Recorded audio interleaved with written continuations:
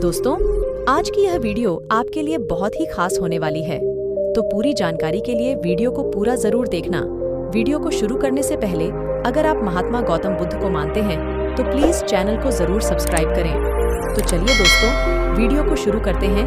आज की कहानी है, हम इंसानों की एक आदत होती है, हमेशा स्वयं को दुखी और दूसरों को अपने से ज्यादा सुखी समझते हैं, जबकि सच तो ये है कि भगवान ने सभी को अपने अपने हिस्से के सुख और दुख दोनों दिए हैं। सुख और दुख भी ऐसे ही उभय संयोग हैं। यह सर्वत्र न सुख है न दुख, दोनों समान रूप से विद्यमान है। देखने में एक स्थिति भली दूसरी हेय लगती है। सुख सभी चाहते और दुख को सर्वथा त्याज्य समझते हैं, किंतु यदि विचार पूर्वक देखा जाए तो दोनों ही उपयोगी और आवश्यक प्रतीत होते हैं। धनात्मक और ऋणात्मक विद्युत धाराओं के संयोग से जैसे प्रकाश का उद्भव होता है, वैसे ही जीवन को गतिवान बनावे रखने के लिए सुख भी आवश्यक है और दुख भी।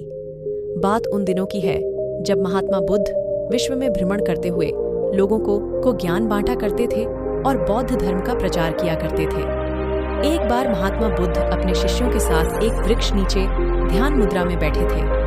अचानक एक बूढ़ी औरत वहां रोती बिलखती हुई आई और गौतम बुद्ध के चरणों में गिर पड़ डटी और बोली, महात्मा जी, मैं दुनियाओं की सबसे दुखी औरत हूँ। मैं अपने जीवन से बहुत परेशान हूँ। महात्मा बुद्ध, क्या हुआ?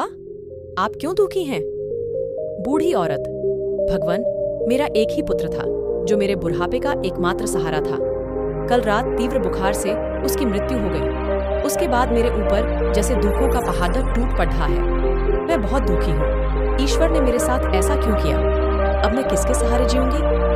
महात्मा बुद्ध, हे माता, मैं आपके दुख को समझ सकता हूँ। पहले आप मुझे किसी ऐसे घर से एक मुट्ठी चावल लाकर दें जिस घर में कभी किसी की मृत्यु ना हुई हो, फिर मैं आपकी समस्या का हल बताऊंगा। औरत धीमे कदमों से गांव की ओर चल पड़ बैठी।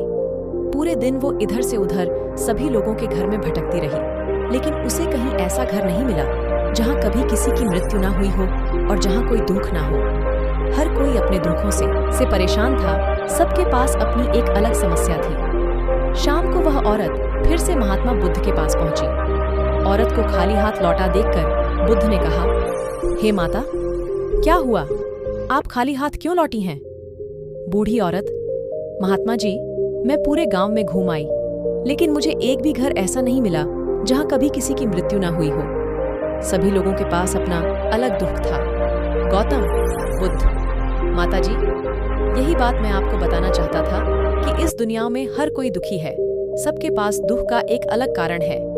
आप ये मत सोचिए कि भगवान ने आपके साथ कुछ गलत किया है। जब तक जीवन है, सुख दुख चलता ही रहेगा। जैसे दिन के बाद रात जरूर आती है और फिर रात के बाद दिन, ठीक वैसे ही सुख के बाद दुख आएगा और फिर दुख के बाद सुख। सुख और दुख जीवन के महत्वपूर्ण अंग हैं। केवल वही इंसान दुख से बच सकता है जिसे सुख की चाह ना हो। दोस्तों, महात्मा बुद्ध का ये प्रेरक प्रसंग दिल में एक गहरी छाप छोड़ देता है। जब भी आप दुखी हों तो ये कभी ना सोचें कि भगवान ने मेरे साथ ऐसा क्यों किया, क्योंकि शायद आप नहीं जानते कि इस दुनिया में आपसे भी ज्यादा दुखी लोग हैं। आपकी समस्याओं से भी बड़ी समस्या लोगों के पास है। दुख तो जीवन का एक हिस्सा है, आप उनको छोड़ दिया ही नहीं सकते।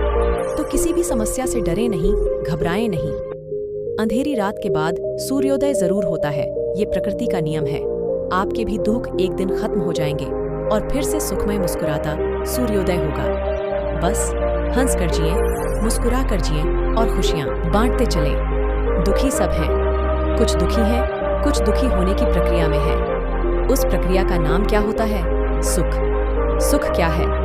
दुख के निर्माण की प्रक्रिया का नाम सुख है। ठीक, हमने इस बात को भी कई बार कहा है कि सुख और दुख दो अलग अलग शब्द निर्मित करना भाषा की बड़ी त्रुटि है। एक शब्द होना चाहिए। क्या? सुख दुख, दुख सुख। तो दुख तो सभी पाते हैं, सुख दुख तो सभी पाते हैं, बस कारण नहीं जान पाते हैं। तुम सुख दुख पाते नहीं हो, तुम सुख दुख हो। आज की कहानी आपको कैसी लगी? अगर यह कहानी अच्छी लगी तो प्लीज हमारे चैनल को सब्सक्राइब जरूर करें। लाइक, कमेंट, शेयर दोस्तों के साथ, ताकि आपके लिए ऐसी है मोटिवेशनल वीडियो हमेशा लाता रहूंगा। Thank you.